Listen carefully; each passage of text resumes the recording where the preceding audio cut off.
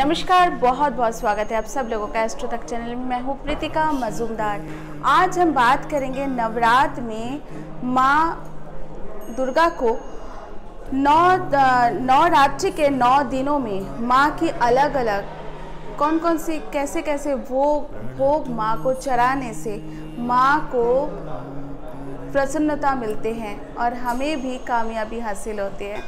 चलिए एक एक कर हम जानते हैं नवरात्रि में माँ के अलग अलग भोग कैसे कैसे माँ को कौन कौन सी भोग चढ़ाना चाहिए, ये हम जान लेते हैं। सबसे पहला नवरात्रि, प्रथम नवरात्रि पर माँ को गाय का शुद्ध घी या फिर सफ़ेद मिठाई अर्पित माँ को करने से माँ की प्रसन्नता बढ़ जाती है। दूसरे नवरात्रि के दिन माँ को शक्कर का भोग लगाए और भोग लगाने के बाद उसे अपने घर में सभी मेंबर्स को बांट दे और इससे आपकी सभी मेंबर्स का उम्र बढ़ जाते हैं। तीसरा नवरात्रि के दिन दूध या दूध से बनी मिठाई खीर का भोग या खीर के भोग के साथ माँ को खीर की भोग लगाए तो एवं इसमें ब्राह्मण को दान करे, साथ ब्राह्मण को अगर दान करे तो इसे दुखों से मुक्ति मिल जाती है और परम आनंद की प्राप्ति होती है।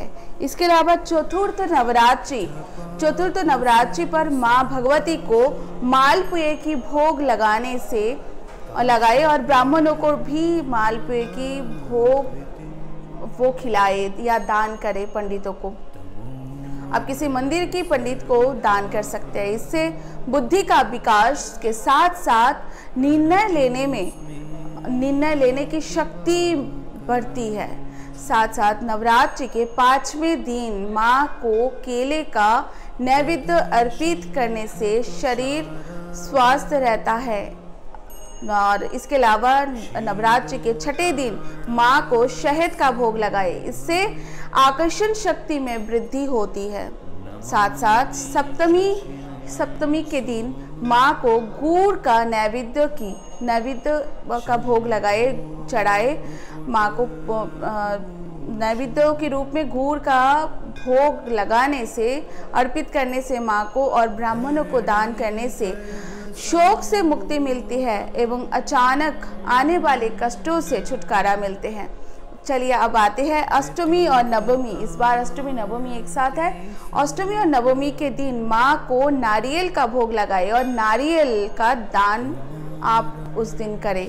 इससे संतान संबंधी समस्त परेशानियों से मुक्ति मिल जाती है आपको।